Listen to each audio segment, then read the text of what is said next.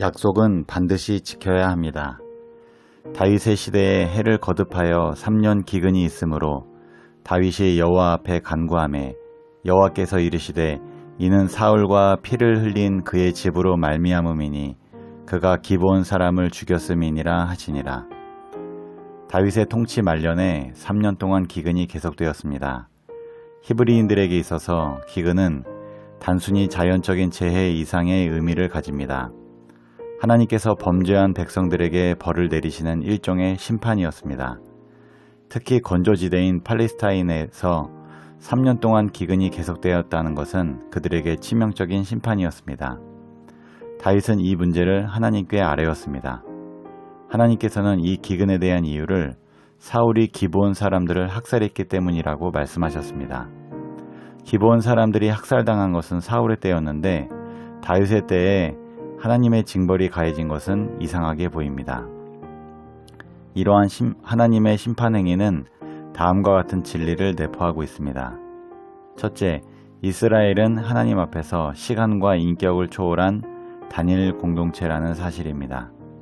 둘째, 아비의 허물이 자손들에게 영향을 미치게 되리라는 율법의 성취입니다.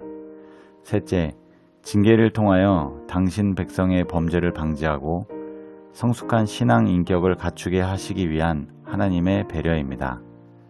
넷째, 인간의 죄는 언젠가 하나님의 공의로운 심판을 부르게 되어 있다는 사실입니다. 기브온 사람들은 본래 가나안 정복 당시 진멸의 대상이었습니다.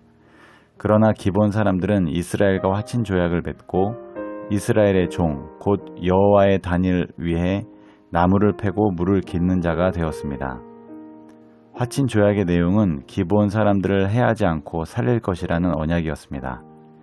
그런데 사울은 하나님의 이름으로 기브온 사람들과 맺은 약속을 무시하고 이들을 학살한 것입니다.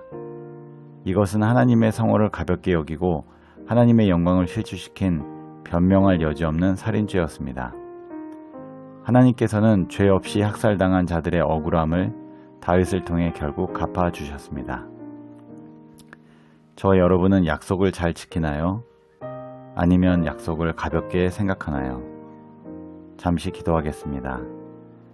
하나님, 주님과 한 약속을 기억합니다. 약속을 반드시 지키겠습니다. 끝까지 지킬 수 있도록 도와주옵소서.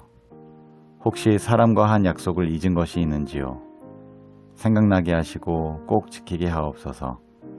혹시 배신을 당하거든 갚아주시는 주님을 의지하며 인내하게 하옵소서. 예수님의 이름으로 기도합니다. 아멘.